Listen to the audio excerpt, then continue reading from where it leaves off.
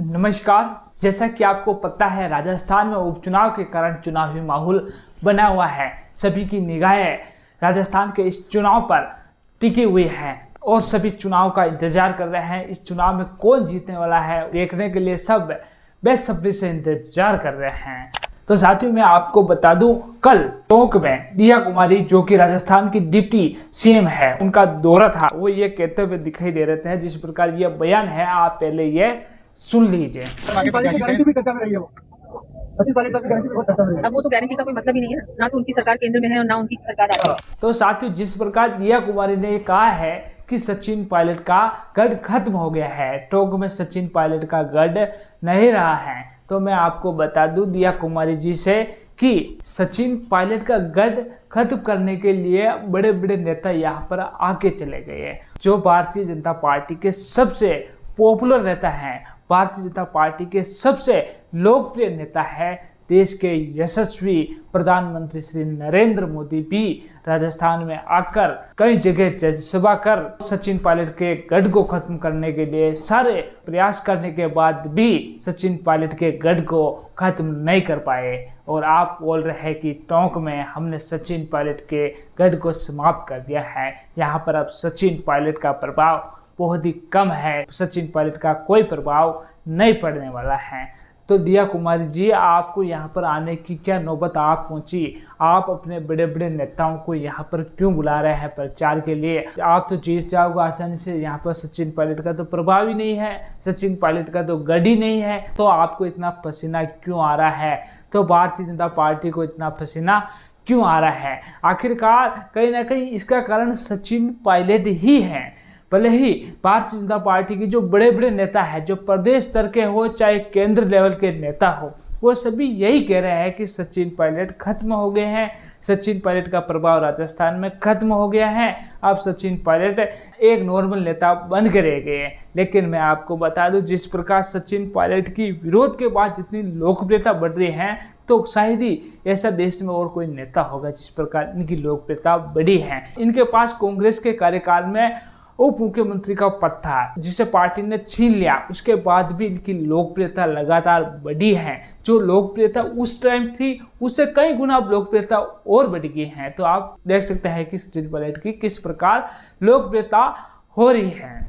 वो दिया कुमारी जी आज कह रहे हैं कि सचिन पायलट का टोंक में जो गढ़ था वो खत्म हो गया है, अब सचिन पायलट का गढ़ नहीं रहा है। यहाँ से भारतीय जनता पार्टी भारी मतों से जीतने वाली है।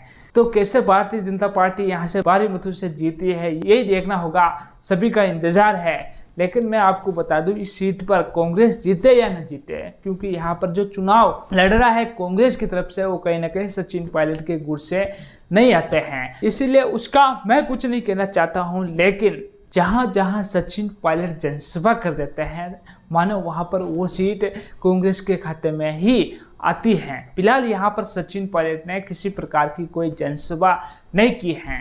अगर सचिन पायलट यहाँ पर एक भी जनसभा कर ले तो भारतीय जनता पार्टी हार के दर्शन करने शुरू कर देगी। भारतीय जनता पार्टी के जो बड़े बड़े नेता हैं, उनको पसीना आ जाता है सचिन पायलट को। और सचिन पायलट ने एक भाषण में ये कहा भी था कि मैं जहाँ भी जाता हूँ वहाँ पर धुआं निकाल कर आता हूँ। ये सचिन पायलट ने कई बार साबित भी कर दिया है। भारत के एकमात्र ऐसे नेता है जिन्हें विदेश में मोटिवेशन के तौर पर यूनिवर्सिटी में आमंत्रित किया जाता है। राजस्थान में नहीं, पूरे भारत में किसी नेता को विदेशों में नहीं बुलाया जाता है, लेकिन सचिन पायलट को बुलाया जाता है। इस प्रकार आप समझ सकते हैं कि सचिन पायलट की लोकप्रियता कैसे बढ़ रही है। सचिन पायलट किस प्रकार के नेता है। सचिन पायलट एक मात्र ऐसे नेता है जो साफ राजनीति करते आए हैं, किसी भी नेता पर गलत आरोप नहीं लगाते हैं, बल्कि सचिन पायलट पर कांग्रेस के हो चाहे भारतीय जनता पार्टी के हो, विपक्ष हो या अपने हो, सभी लगातार आरोप लगाते आए हैं। लेकिन सचिन पायलट ने कभी उनका पलटवार नहीं किया, कभी उनके बारे में गलत नहीं बोला है। यही सचिन पायलट की सबसे बड़ी पहचान है। और इससे ये साबित हो जाता है कि सचिन पायलट के गढ़ को खत्म करने वाला कोई नेता अभी तक पैदा हुआ ही नहीं। भले ही भारतीय जनता पार्टी के नेता सचिन पायलट पर बड़े बड़े आरोप लगाते हो, भले ही दिया कुमारी राजस्थान के उप मुख्यमंत्री बड़े आरोप लगाते हो, भले ही राजस्थान के सीएम भजनलाल शर्मा बड़े आरोप लगाते हो, भले ही नरेंद्र मोदी देश के प्रधानमंत्री सचिन पायलट पर बड़े आरोप लगाते हो, भले ही अमित शाह सचिन पायलट पर आरोप लगाते हो, लेकिन सचिन पायलट की लोकप्रियता लगातार बढ़ती ही जा रही है, जो भारतीय जनता पार्टी के लिए बहुत ही बड़ी मुसीबत खड़ी हो रही है।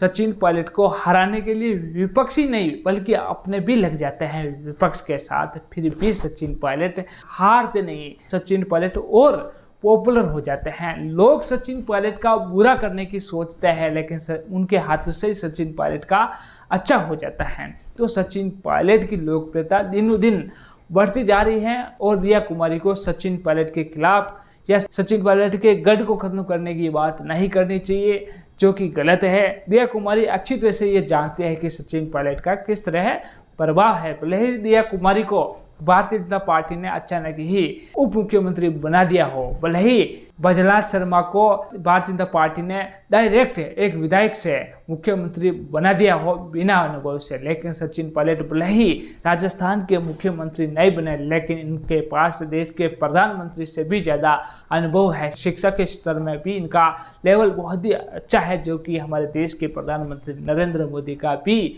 नहीं है। तो साथियों, इसको लेकर आपकी क्या राय है? क्या सचिन पायलट एक साफ छवि वाले नेता है या नहीं? कमेंट सेक्शन में जरूर लिखें। और आपने अभी तक हमारा चैनल सब्सक्राइब नहीं कर तो जल्द ही सब्सक्राइब कर दो, बेल आइकन को दबा दे। इस वीडियो को ज़्यादा से ज़्यादा लोगों के साथ शेयर करें। धन्यवाद।